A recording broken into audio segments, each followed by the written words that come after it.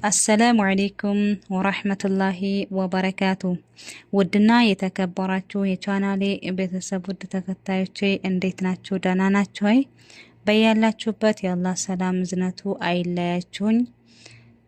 ለቻናሌ አዲስ የሆናችሁ ላይክ እና ሰብስክራይብ ሼር እያደረጋችሁ ቤተሰብ ሁኑ። እንዲሁም ነባሮች ለምትሰጡኝ አስተያየት አመሰግናለሁ። ቪዲዮን ላይክ አድርጋችሁ እስከ መጨረሻው እንድትከታተሉኝ በአክብሮት ጠይቃለሁኝ። የነብዩላህ ሉጥ አለይሂ ሰላም ከክፍል 2 የቀጠለ ክፍል 3 ይሆናል። የመጨረሻው ክፍል ማለት ነው ኢንሻአላህ። ሉጥ አለይሂ ሰላም አሁን ከአሁን መጥፎቹ ሰዎች እነዚህን እንግዶች እንዳያዩዋቸው እየተጠነቀቁ ከአራቱ እንግዶቻቸው ጋር እንደምንም ወደ ቤታቸው ገቡ። ከመንደሩ ሰዎች ማንም አላያቸውም ነበር። ነገር ግን በቤት ውስጥ የነበረችው ከሃዲዋ ሚስታቸው እንግዶቹን እንዳየች ተደብቃና ድምጿን አጥፍታ ከቤት ወጣች። የሉጥ አለይሂ ሰላም ሚስት በፍጥነት ወደ ሰዶማውያን በመሄድ በሉጥ ቤት ከሰዶም ያልሆኑ እንግዶች እንዳሉ ነገረቻቸው። ብልሾቹም ሰዎች ይህንን ሲሰሙ ተደስተው እየተጠራሩ መጡ። ከዚያም በአንድ ላይ ተሰብስበው ወደ ሉጥ ቤት መጡ። ወደ ሉጥ ቤት አመሩ።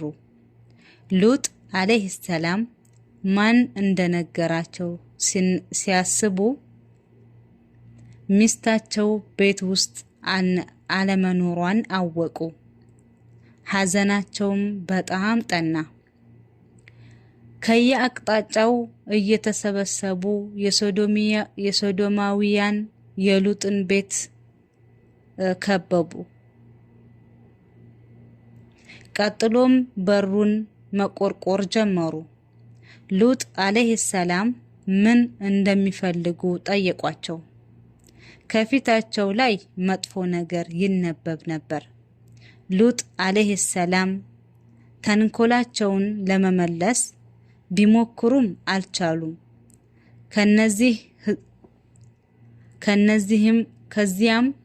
ከዚያም ህዝቦቼ ሆይ እኚህ ሴት ልጆቼ ናቸው። እነሱ ለናንተ ይልቅ በጣም የጸዱ ናቸው አሉ። አግቧቸው፣ አላህንም ፍሩ፣ በእንግዶቼም አታሳፍሩኝ። ከናንተ ውስጥ ቅን ሰው የለምን? በማለት ተናገሯቸው። ሉጥ አለይሂ ሰላም ሰዎቹ ሐራምን ትተው ወደ ሐላል እንዲዞሩ መንገድ ቢያመላክቷቸውም አሻፈረኝ በማለት መጥፎ የመስራት ፍላጎታቸውን ለማሳካት መሞከራቸውን ቀጠሉ። በዚህ ጊዜ ሉጥ አለይሂ ሰላም በራቸውን ዘጉ። ሰዎቹም በሩን በኃይል ነቀነቁት። ሉጥ አለይሂ ሰላም በሁኔታው ተስፋ ቆረጡ። በእናንተ ላይ ለኔ ኃይል ቢኖረኝ ወይም ወደ ብርቱ ወገን ቢጠጋ ኖሮ የምሰራውን በሰራሁ ነበር አሏቸው። ሉጥ አለይሂ ሰላም የተንኮለኞቹን ክፋት ለመመለስ በቂ ኃይል በነበረኝ ብለው ተመኙ።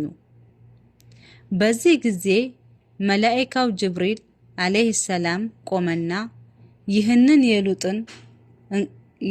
የሉጥን ሁኔታ እና እንግልት የተመለከቱት በወጣቶች የተመሰሉት መላእክቶች ሉጥን ጠሩትና ሁሉንም ነገር ግልጽ አደረጉለት።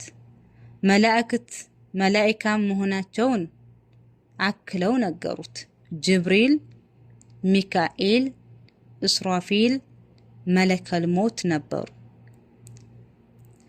በመጨረሻም ይህችን ከተማ ሊያጠፏት እንደሆነ እና ሉጥ ቤተሰቦቹን እና ተከታዮቹን ሁሉ ሰብስቦ ሱቢህ ሰዓት ከከተማይቱ ለቆ እንዲወጣ አዘዙት። በዚህ ሁኔታ ሉጥ እንግዶቹን እያወራ ሳለ ህዝቡ በሩን ሊገነጥል ተቃረበ። ያን ጊዜ ጅብሪልም አላህን አስፈቀደና በአንድ ጊዜ በሩን ከፍቶ በመውጣት በክንፉ ፊታቸውን ክፉኛ መታቸው። አይናቸውም እዛው መፍሰስ ጀመሩ። ጠዋት ሲነጋ ሉጥን እንደሚገድሉት እየዛቱ ሁሉም ከበሩ እየተራመሱ ሄዱ።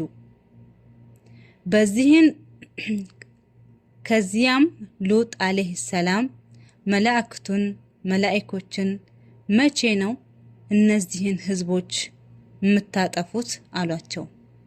እነሱም ሱቢህ ላይ ነው አሉት።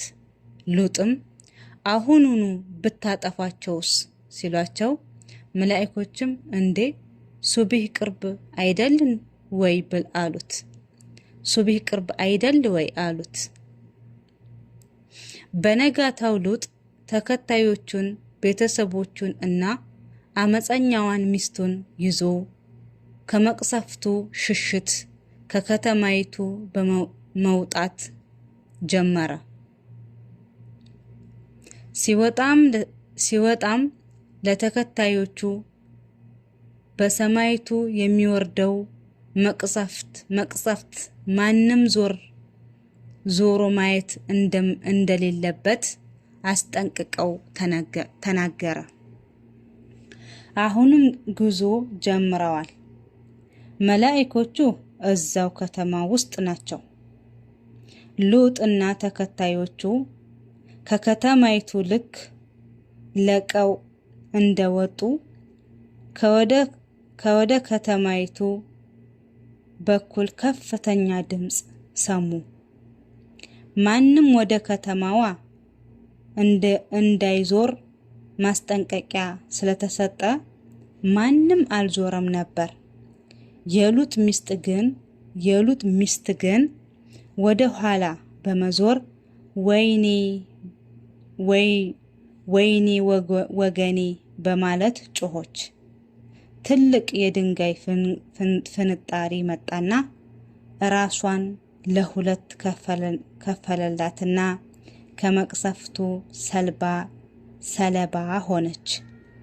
አላህም ይህንን ዘግናኝ ክስተት ሲተርክ እንዲህ ይላል።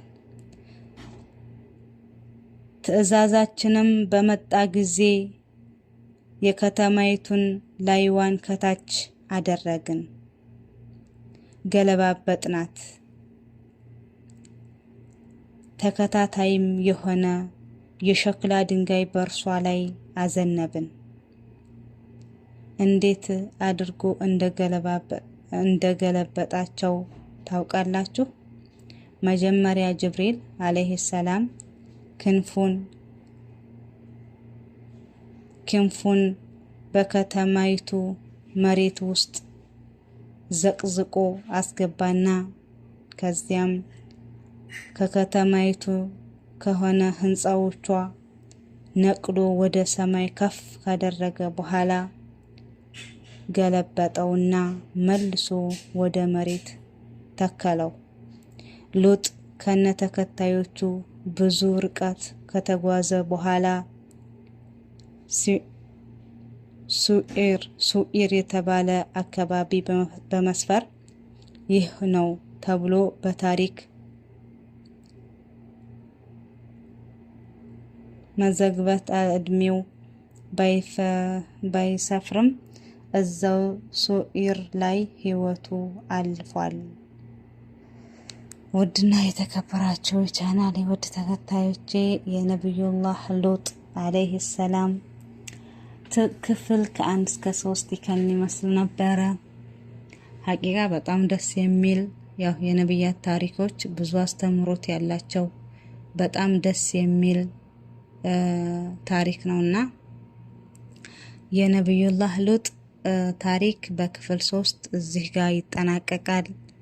በሌላ በነብያት ታሪክ እስከምንገናኝ ደግሞ በያላችሁበት ሁላችሁንም ሰላም አላህ ያድርጋችሁ፣ ሀገራችንን ሰላም ያድርግልን እና ኢንሻአላህ በዛ እስከምንገናኝ ድረስ አሰላሙ አለይኩም ወራህመቱላሂ ወበረካቱሁ።